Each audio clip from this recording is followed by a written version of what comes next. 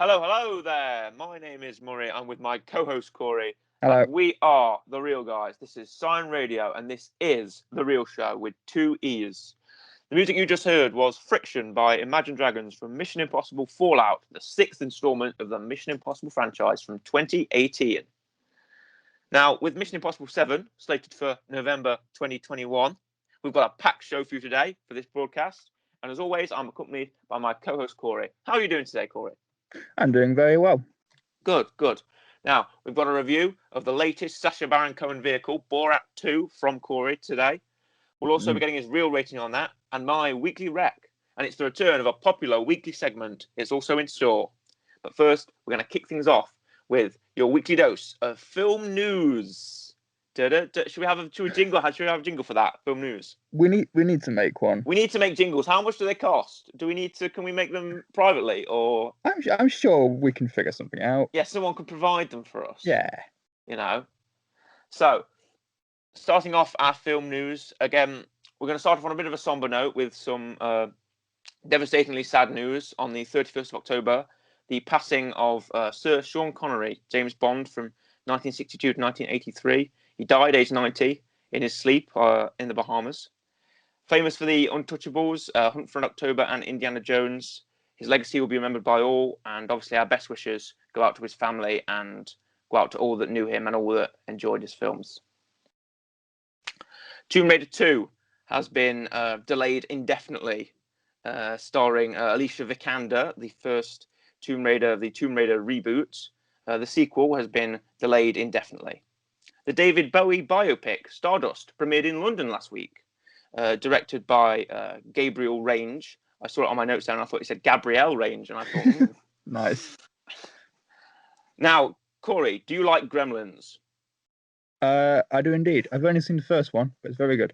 Well, for any of our listeners who also like Gremlins, it's getting a prequel set in the 1920s. It's in the works, called The Secrets of the Mogwai, yeah. Mogwai. Secrets of the Mogwai. The Gremlins prequel series is in the works. Okay. Now, Fast and Furious, due for a part 10 and part 11 in an Endgame style 2-part ending. Of course, Fast and Furious 9 is due to come out very soon, but it's slated for 2 more films with a 2-part ending. How do you feel about that? I mean, I hope it is a Marvel type ending. I want to see The Rock snap his fingers and then Vin Diesel just disappears. Vin Diesel just turns to dust. Here comes John Cena to save the day. I just hope for an ending. Oh yeah. I hope for a popular end, like no more Fast and Furious films after 10, 11. I'm happy with that. It'll end with like this ambiguous ending of what happens, and then so we could maybe bring it back in like 5-10 years. Or maybe we could have another Hobbs and Shaw or whatever. Did that film do well? I don't know. There were spin-offs. Maybe some spin-offs. Like Tokyo Drift, was that a spin-off? It's part of the main franchise, but it features a different character for the main. It was spinning cars, if you know what I mean. Doing donuts. God. Right, yeah. Spin-off. We can tell we know a lot about cars. Yeah. The reboot of the 1990 Witches series, The Witches from 2020, faces mediocre reviews in light of its home movie release. I've not seen it. I haven't either. How do you feel about Michael Myers? What, the Halloween guy? Yeah, the Halloween, not the Austin Powers actor, the William Shatner mask wearing, stab you in your bedroom Michael Myers. Halloween Kills, the 12th installment of Halloween, is slated for the 15th of October 2021. It's the sequel to the 2018 Halloween soft reboot. It's getting on like Friday the 13th levels because there's loads of them. There's 12 installments of Halloween. I don't know how many Friday the 13th there are. Is there 13 Friday the 13th? You would think so. There's a lot. Yeah. Yes. And some good news. The MCU's Spider-Man 3 has resumed filming. The sequel to the Homecoming, Far From Home, directed by John Watts. It's resumed filming with Tom Holland breaking the news that it's started up again. Spider-Man 3, I don't know what they're going to call this one. Homeless? Homebound? I don't know. Spider-Man 3 needs a home. Spider-Man 3, homeless. Spider-Man needs a home. However, with the recent release of Enola Holmes on Netflix a few months ago, for this edition of good film, bad review, I've decided to collect the very best of the worst. These films will be focusing on the career of one Henry Cavill, who stars as Sherlock Holmes himself in Enola Holmes. Now, how much do you know about Sherlock Holmes? I know the BBC TV series. Yes, Sherlock. And I know a little bit about the Robert Downey Jr. films. Yeah, there's 2 Robert Downey Jr. films, I believe. Whichever one he has a fight and he discombobulates someone, that one. I think that's the first one. When he fights that big boxer. Yeah, that's the one. He does discombobulate him several times. He does, and it's great. It's my favourite part of the film. Oh, excellent. What, the word discombobulate? Yeah, it's great. It's a great word. He's going to discombobulate you if you don't watch out. People should use that word more often. I definitely will do. Yeah, I'm going to start using that more often. Yes, there are 2 Robert Downey Jr. Sherlock Holmes films. Sherlock, the series, the BBC series, got 3 seasons? 4? 3? I believe so. 3. And yes, Henry Cavill is starring in the new Enola Holmes with Millie Bobby Brown and Helena Bonham Carter. Mm. But however, for this edition of Good Film, Bad Review, I'm bringing you the films that Henry Cavill has starred in. Yep. So how good are you on your Henry Cavill knowledge? I know Superman stuff. You know Superman stuff, right? That's about it. Oh, right. Well, hopefully, viewer at home, you'll know a bit more about Henry Cavill than Corey will. Viewer, listener, same thing. Play along at home with us and see if you can get the clean sweep. That's what we're looking for, Corey. The clean sweep today. You know what? Sure. Yeah. So, are you feeling good? Are you feeling good about this one? Oh, much definitely.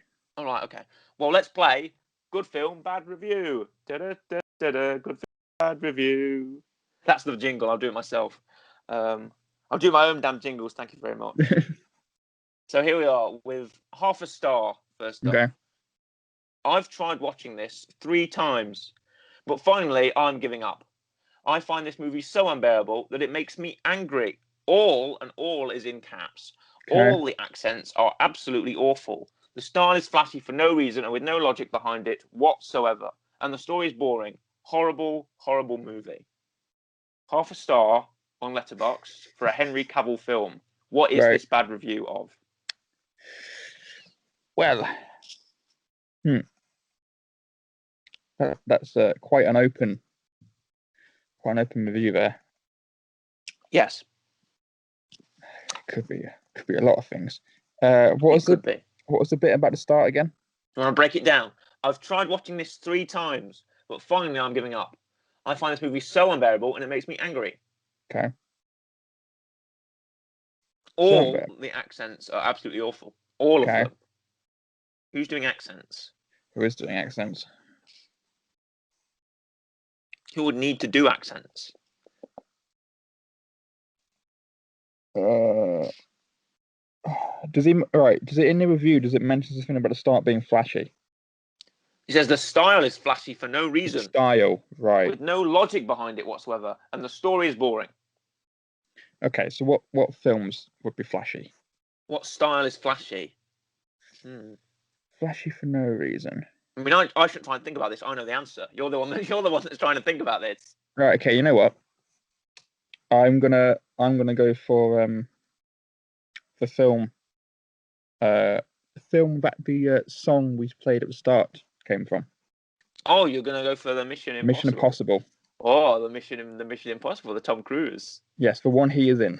The Tom Cruise-a-thon. Tom Cruise is in all of them. So I meant Henry Cavill. I meant the one Henry Cavill. Oh, the one that Henry Cavill's in. Oh, right, okay. Is that your final answer? I'm locking it in. It's a bad start. It's incorrect. What is it? It's The Man from U.N.C.L.E.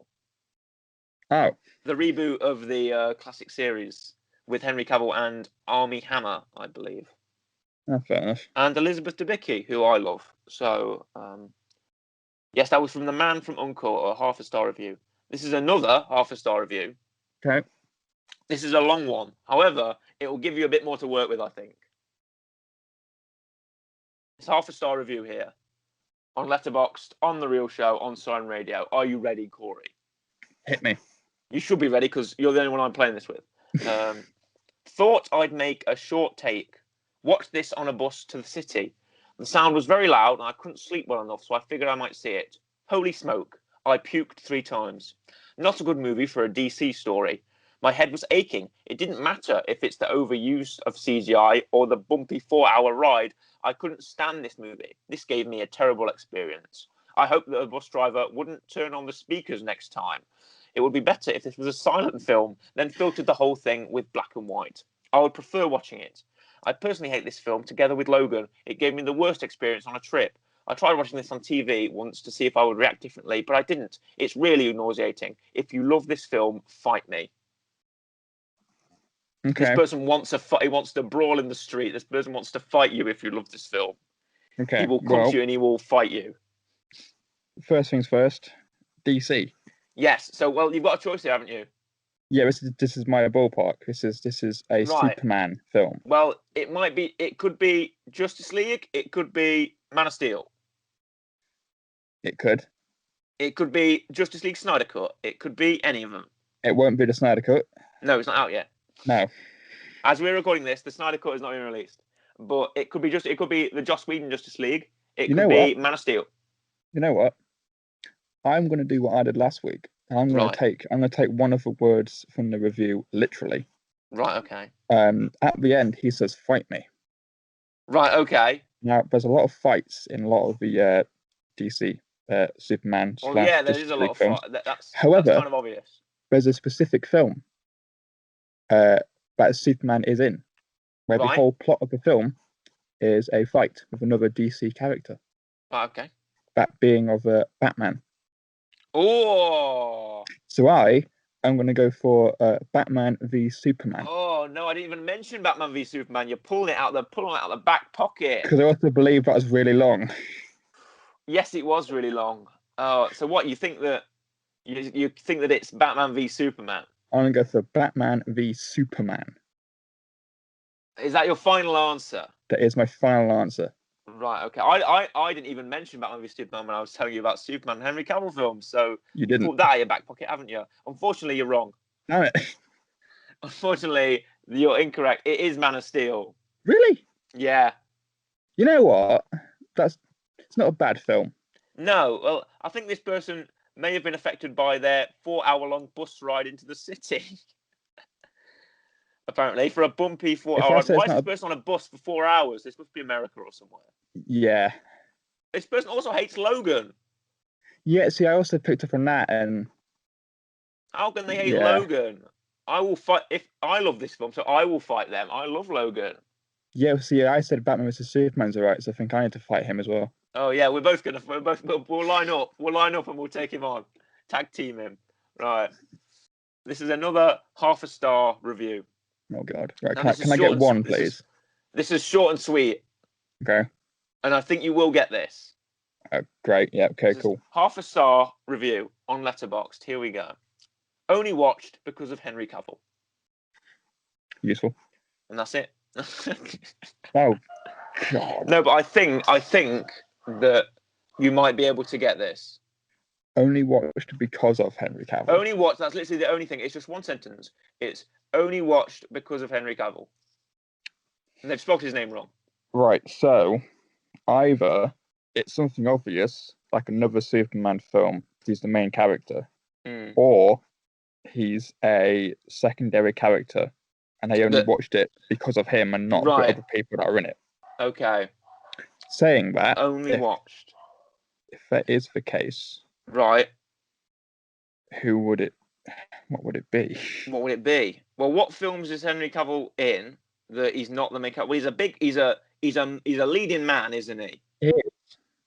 He's a big man. Even in Enola Holmes that we mentioned, he's in it for quite a bit. You know, Sherlock Holmes. You know, Sherlock Holmes is actually in the public domain. Oh, is it? Yeah, so you can write about Sherlock Holmes if you like. I can write about Sherlock Holmes. Oh, very nice. It's in the public domain, so whoever wants to do it can do it. Henry Cavill can do it if you like. Also, he's a leading man, isn't he? Everyone wants to watch a film where Henry Cavill's the leading man because, you know, he's a huge fellow. He's just a wall of muscle and manpower, and I love it. And he's got a mustache. He will never shave off, not even for Superman. Do I go for Mission Impossible again? Oh, do you do the double guess? Is that a bad choice? It's unprecedented on the show, but it might get you somewhere. Do I do it? He's a secondary guy, kind of. He is Well, to Tom Cruise. He's not Tom Cruise. He's got that bit where he fights that guy in the bathroom, and he's got the big arm. Right. I'm going to risk it. First time on the show. Right. I'm going for the double pick. The Mission Impossible, the double Mission guess. Impossible again. You're guessing Mission Impossible Fallout. Again. Right. Okay. Again, and you are right. Oh, okay, cool. Second time. Well done. I didn't get 0%. I'll take that. You got a third. Yeah, I got like 33.3 recurring. 33.3%. Well, that's it's better than 0%, isn't it? Yeah. But I'll take it. But not the clean sweep. I almost said queen sweep. Not the clean sweep today. Not the queen sweep today. Well, I'll get it next time. You will get it next time, maybe. So, moving on from Henry Cavill to another leading man, Mr. Sacha Baron Cohen. His latest Borat vehicle, Borat subsequent movie film, was released about a week ago. October 23rd. October 23rd, yeah. About a week ago on the streaming service Amazon Prime, I believe. You are correct. It also hosts several things, and mostly The Boys, which I love. So, have you watched The Boys? I've seen a couple episodes. Oh, watch The Boys. It's good for you. Watch The Boys. Anyway, you've got a review of Borat 2 for us. So lay it on me. Let the listener know what you think. Okay, so this is my review of I'm going to say the full. I'm going to try and say the full title here. Of Borat subsequent movie film, delivery of prodigious bribe to American regime for make benefit once glorious nation of Kazakhstan. It's a great name for a film. What? Yep, that's the full name of the film. That's its full title. It's its full title. I thought it was just called Borat 2 subsequent movie film, I suppose. That's the short one. Oh, is it? Yeah. So what's it? Could you read that to me again? It's subsequent movie film, delivery of prodigious bribe to American regime for make benefit once glorious nation of Kazakhstan. Right. Okay. Yep. So you're gonna review Borat subsequent movie film. Yes. Delivery of something to Americans for the benefit of the glorious nation of Kazakhstan. Correct. Right. So first off, yes. Have you seen Borat 1? Yes. Right. What did you think? Borat 1's really good. Right. Borat 1 is really good. And what did you think of Borat 2? Also really good. Right. Well, give us your real take. So, as far as comparisons go to the first and second one, I think they are both, in a way, on par with each other. So I don't think it's a case of you're going to watch the first one and then watch the second one and be like, oh, it's not as good. Right. The other thing is, he is still making not necessarily the same jokes as he was before. It's still the same level of comedy. I don't really like that when films make the same joke. Well, not the same jokes, but it's not. But like, it's the same I guess offensiveness or whatever that he normally does. So it's not watered down. It's not like he's gone like, oh, it's 2020 now. Let's make it, whatever. Yeah. The main film is obviously about the current world. A lot of it's the virus related. Right. Okay. A lot of jokes about Trump, etc. Right. etc. Okay. I admit I've watched the trailer. Yes. Doesn't he go to a Mike Pence rally? Yes, he does. What is the plot? He's trying to get his daughter to somewhere. Yeah. So the plot of the film is he's going back to America to give a monkey to Trump as a gift. Right. Okay. Is that the prestigious bribe to American nation or whatever? Yeah. And basically, what happens is his daughter ends up following him, and basically replaces the monkey Right. So he's giving So his daughter to President Trump then. yes, so Borat basically has to find a way of giving another gift to Trump, which Right. he then decides to give his daughter to Trump instead. Otherwise, he will go back to Kazakhstan and essentially die. Right. Why will he die when he goes back to Kazakhstan? Because he would have he'll be a disgrace to the nation. Oh, right. It'll be a Essentially. disgrace. So Borat is somewhat of an international ambassador. Yes. So right. you are correct in saying that he does go to a rally dressed as Trump, trying to give his daughter to Pence. Right. But that's the main thing of this film is it's not as much as it is a Borat film and he is a main part of it. He isn't also the main character in a way. Right. Okay. Because the main problem with Borat is everyone knows who he is. Right. Okay. So you can't do the same thing of like Sacha Baron Cohen walks around wearing the Borat outfit because everyone will recognize him. It won't work. Right. Okay. So instead, Borat's now somewhat of a celebrity. Yeah. So instead, it's his daughter which does the main kind of, I guess, pranks in the film because no one will recognize who she is.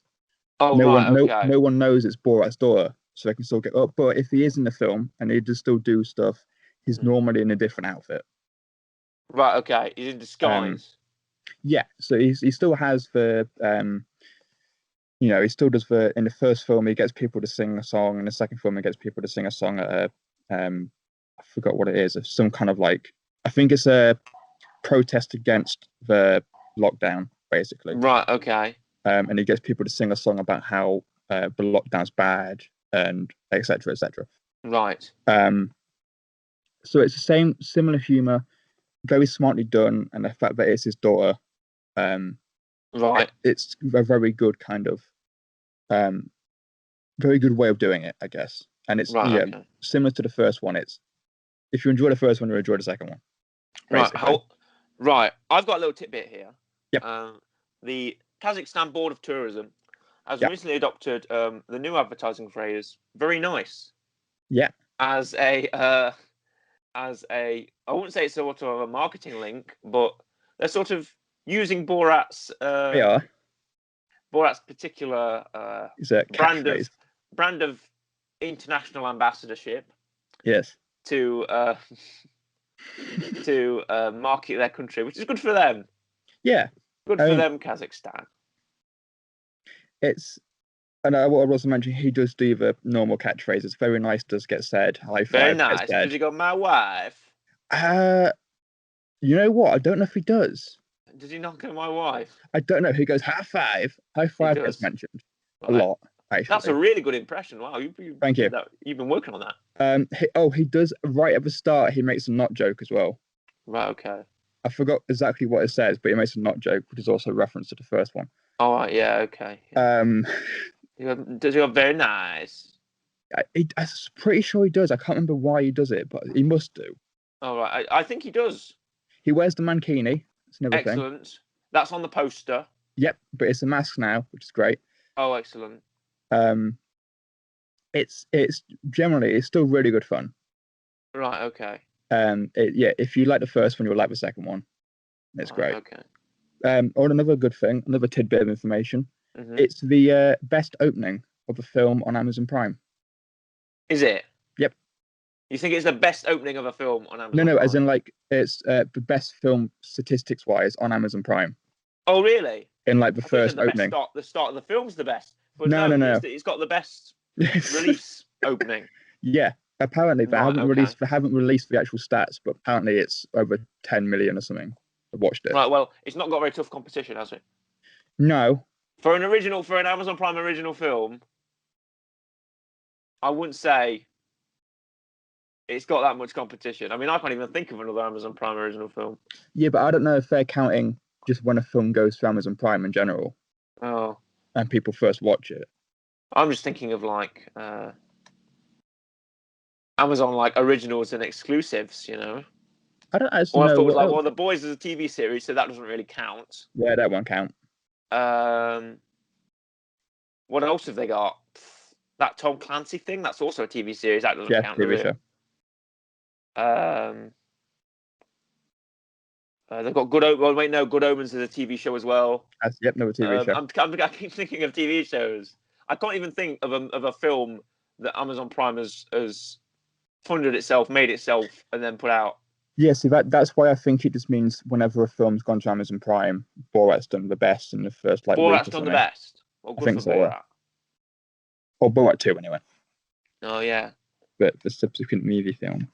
Yeah. Well, no, the subsequent movie film to deliver prestigious something to Americans or whatever.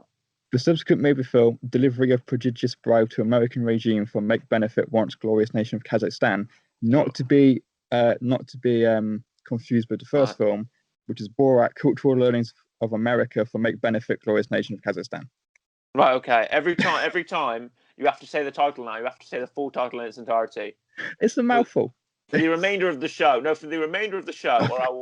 I will find you and Great. I will do unspeakable things to you.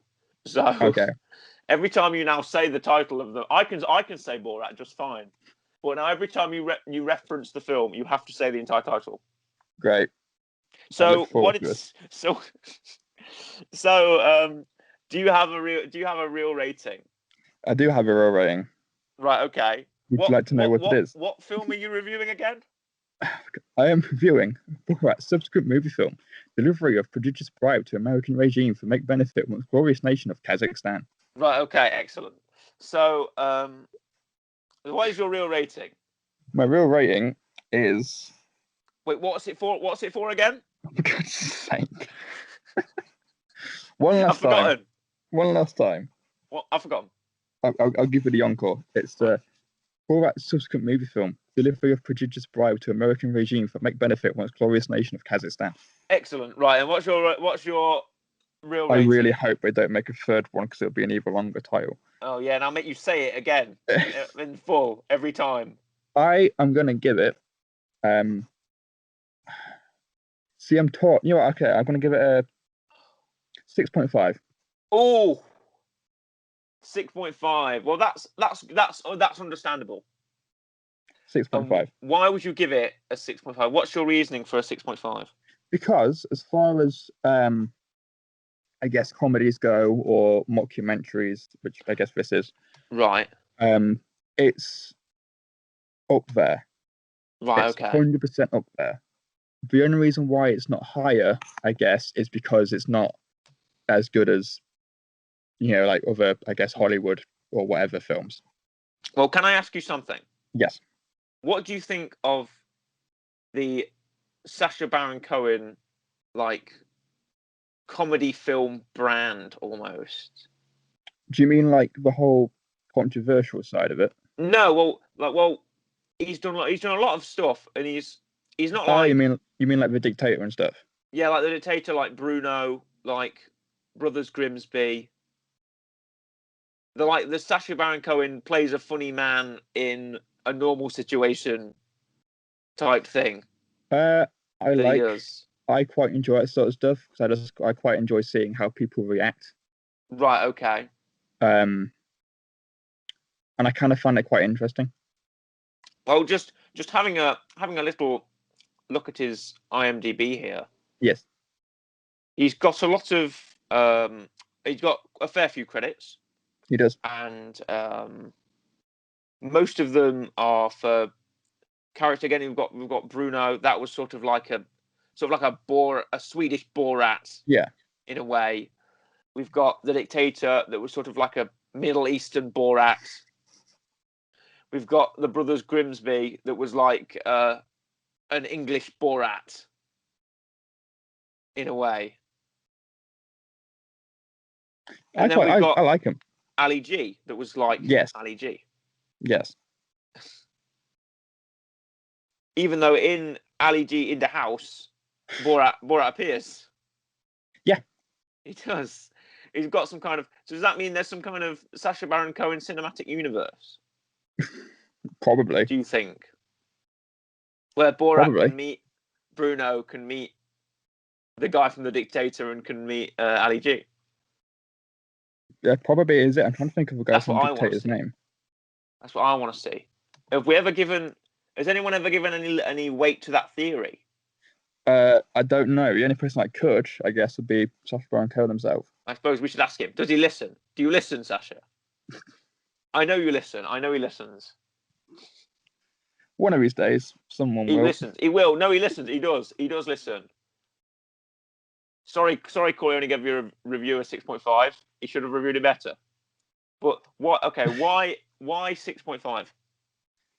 Because it's still good as far as like Right. because it's the whole thing of like comedy films will probably naturally, I guess, be lower than massive like epics Well, or something. But it also depends on what people enjoy. It's different for different circumstances. for sequels to comedies Yeah. are very hard, Yes. especially when the first comedy is a raucous success, Yes. right? Because it's hard comedy. It's hard to make people laugh in life and in film Yeah. because everyone's humor is different, you know. But for a film that bases itself on comedy, it's hard to make another one. It's hard to get a sequel. It's hard to replicate that same level. Yeah. And do you think that if this was 2006, Yeah. and if you were reviewing the first Borat, what's the title Yeah. of the first Borat? First Borat is called Borat Cultural Learnings of America for Make Benefit Glorious Nation of Kazakhstan. Right, excellent. So, if you were reviewing that one, Yes. if I'm not going to say his name, if you were reviewing that one, would you give it the same rating? Yeah. Really? I reckon both of these are on par. On par with each other? Yes. Well, it's not a Godfather 2 situation. No, I reckon the first one's as good as the second one. Right. It's not a New Hope, Empire Strikes Back situation. No. It's or another film where the sequel's better. Another film where the sequel's better, exactly. Well, there you have it, folks, I suppose. The sequel to Borat 2 gets a 6.5 on the real rating from Corey there. I mean, I think it like it depends as well of like if someone really likes comedies, then they'll probably quite enjoy this. If someone really likes his work, they'll probably quite enjoy this. But I guess it also depends on like mood.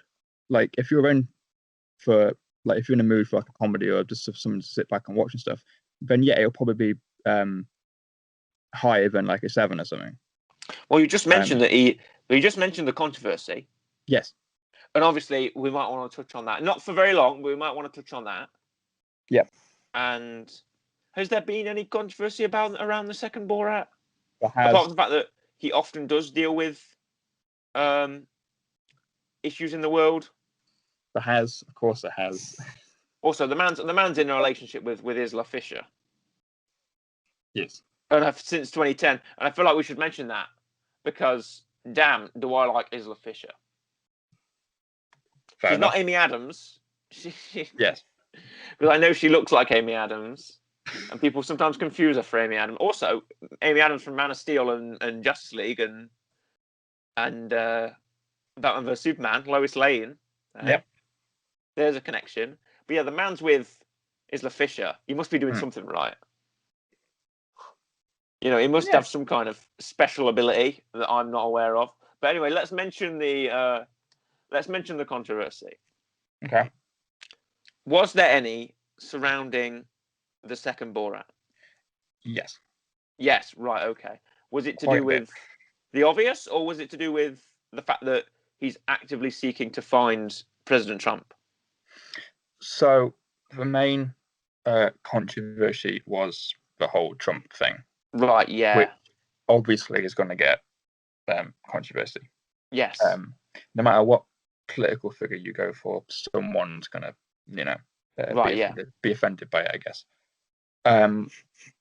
So that did. Mm-hmm. There was a woman in the start who teaches his daughter how to look prettier, I guess. Right. And she's basically said that she was misled by the producers. She was misled? Yeah, so she was kind of like told it was for something else or something. Right, fair enough. There's I forgot his name. Is it? I want to say like Giuliani or something. Mm-hmm. There's another one of Trump's Right. people, basically. Okay. And that caused controversy. What was up with him? It makes him look like basically his daughter's 15 and we're doing an interview and then they like end up in the bedroom. Oh, fair enough. And it doesn't make him look good. And then he's fired back on like Twitter and stuff. Oh, right. Okay. So they kind of they annoyed him. Yeah, apparently Sacha Baron Cohen could be being sued for stuff. So it's, as you would expect, there's a lot of controversy going around. Fair enough. Wasn't there someone called Janice Jones? Yes. I'm aware of, who had some kind of church, and something to do with her daughter. Again, you mentioned that her daughter does most of the prank because people obviously know who Borat is, and know Sacha Baron Cohen. So his daughter is now doing most of the pranking. You are correct. So, do you know what the deal is with this Janice Jones?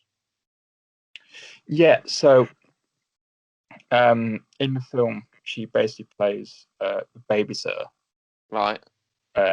For Borat's daughter. So he's going off to get money, essentially. Right. So he leaves her with Janice Jones in the house, and she basically has to look after her for whatever. Like, I don't know how long it was, but okay. Basically,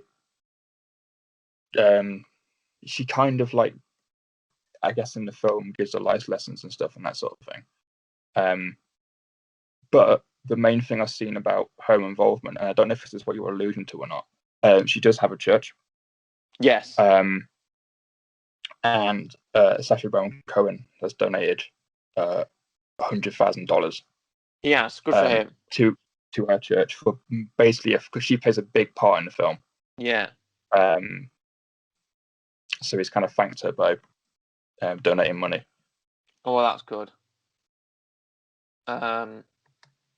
Yes, well, I think Borat has always run this sort of line between, again, what's sort of improvised and what's actually done.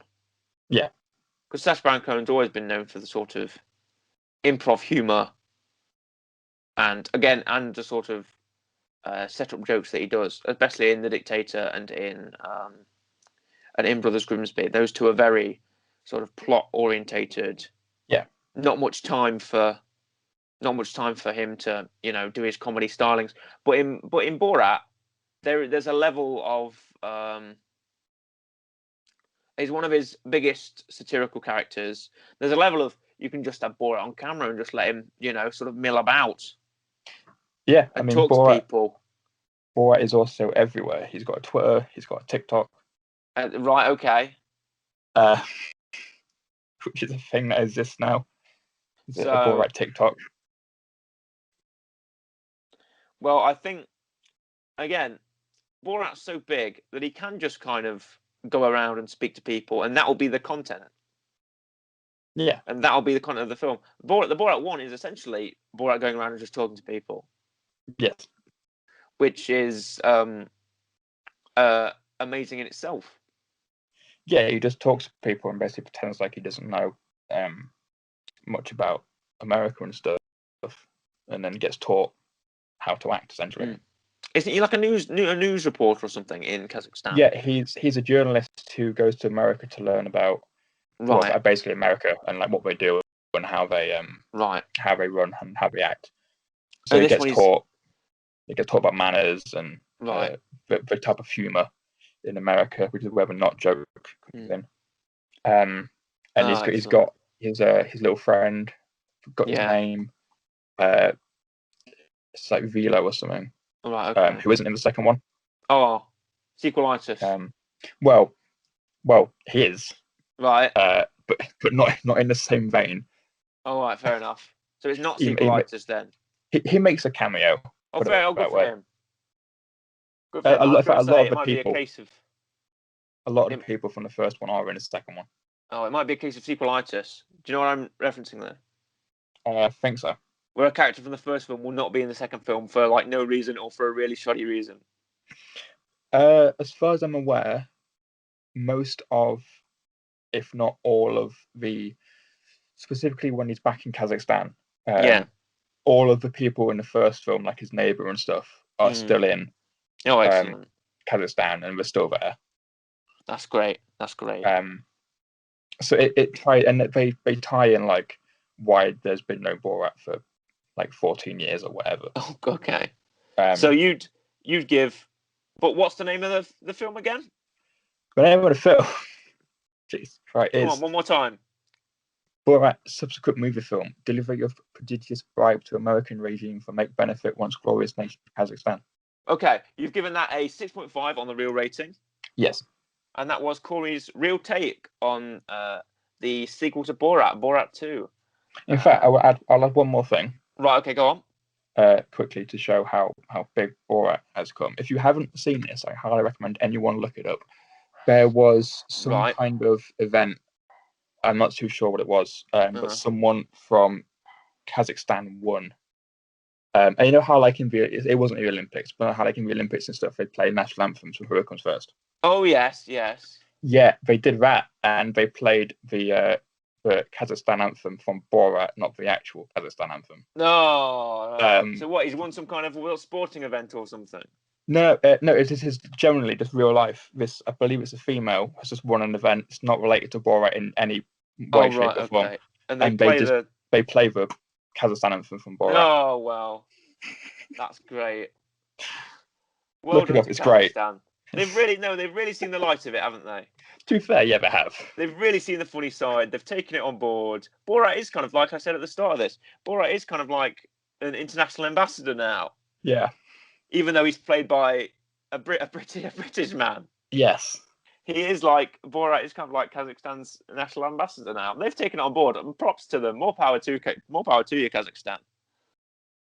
But for my weekly rec this week, yes, this is your turn to review. My turn to give you a review. My weekly rec this week. It's not really. It's related to something from a couple of weeks ago. Okay. When we were choosing our picks for Bond 26. Yes. I mentioned the director that I picked, Steve McQueen, and I mentioned one of his films. Okay. Only in passing. However, this week I've decided to give it its fair dues and say that it will be my weekly rec this week. The film I'm talking about is a film I believe from 2008, and it's called Hunger. And it concerns the 1981 hunger strike by the Republican prisoners in Northern Ireland, especially a man called Bobby Sands. Okay. Who I'm sure you might be familiar with if you ever did the IRA and did the Troubles in school. I have heard of the name. Right, okay. Known as the act of a dirty protest, he has several hunger strikes in prison to protest against the continued persecution of Republican Northern Islanders. Okay. And it's directed by Steve McQueen, and with Michael Fassbender as Bobby Sands, and it's a very limited cast, but they really make it work. It's got very calm, deliberate attention. It's a compassionate and also dispassionate about the actions. It doesn't really choose a side. You see both sides of the story, and it explores both physical extremity and the sort of act of political extremism in a way. It does rely on Fassbender's rather amazing portrayal of Bobby Sands, but it also uses several scenes and uses several moments to sort of show the act and to show the motivation behind this character, who is a real person. Yeah. It's not so much a biopic as it is much a recap of what happened. And there's one moment that I think is incredibly stunning. There is films are praised for these long takes, for these great cinematography, and I will credit the cinematographer. It's a man called Sean Bobbitt. Okay. That's spelled Sean Sean Bobbitt.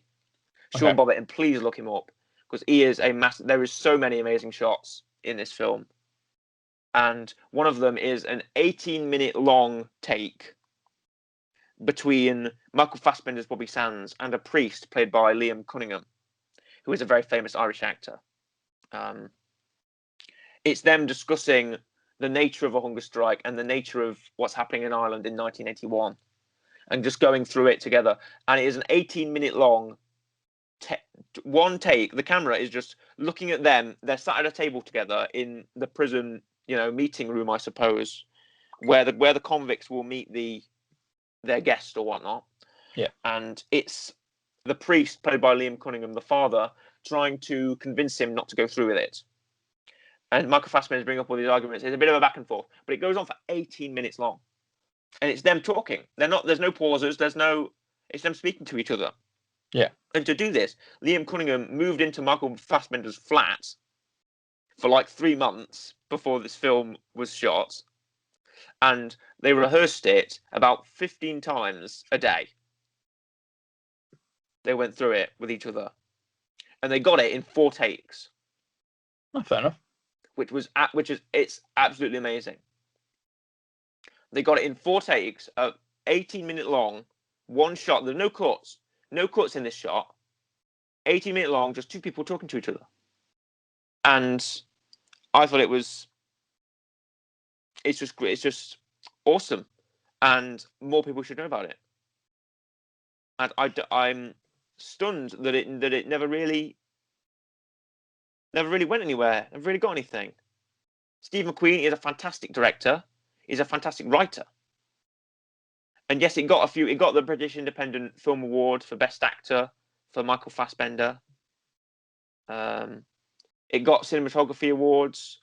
It got awards from the Toronto Film Critics. It got the Irish Film and Television Award for Best Production. It got the British Independent Film Award. But I wish more people knew about it. And the stuff that Michael Fassbender went through to really become this character. It's like Christian Bale level. He starved himself, the poor man. He looks, before obviously Bobby Sands did pass away from his hunger strike, but he looks half dead. Yeah. It's moving, and it's also a great insight into not only the politics in Northern Ireland at that time, but also the level of extremity that these prisoners would go through. However, my real rating is what you want, and yes, it's what the listener wants. Is what you want, Corey. So I will give it a solid 7. Okay. A solid 7. The only reason I'm not giving it an 8 or possibly a 9 is because more people need to know about it. Right. I know that's not a point against the film, but I wish more people would talk about it. When they talk about Michael Fassbender's performances, when they talk about films by Steve McQueen, when they talk about great cinematography as a whole. People are taking film courses, and I feel like they need to know about this film because it's got amazing cinematography. The writing is top notch, and it's directed wonderfully by Steve McQueen, who's somewhat of, well, he's not really a rising director. He's a successful director of many things. 12 Years a Slave, Widows, Shame. It's really building up for him, and I couldn't be happier. Well, I was about to say, you mentioned Michael Fassbender's performance. Mm-hmm. How would you rank this in other films, like you mentioned, 12 Years a Slave, etc.? Oh, well, I don't like to really compare films by the same director, but I feel that it's definitely. But like, I guess his performance or his well, I think it's definitely up there. It might not be comparable to 12 Years a Slave because again, it's very different content. Yeah, it's very different content, and I think that Chiwetel Ejiofor should be really praised for his performance, and so should Michael Fassbender and Brad Pitt and Lupita Nyong'o. at that fact, but I think if it should be compared to 12 Years a Slave, I think it should look at the content of it and how it deals with the difficult issues. Yeah. That's what I'd say. So my real rating is a 7, possibly a 7.5. Okay, that's fair. But that's my weekly rec for this week. Hunger, please. From Hunger 2008, go out and watch it. However, to play us out from the first Borat from 2006, we have Steppenwolf's Born to be Wild. Steppenwolf, the name of the villain from Justice League. Okay, right. The connection. The name of... I think he's in Batman vs. Superman as well. Probably. Steppenwolf is the name of Darkseid's son, Steppenwolf, from Justice League. It's Steppenwolf with Born to be Wild. Have a good day, folks. Bye-bye.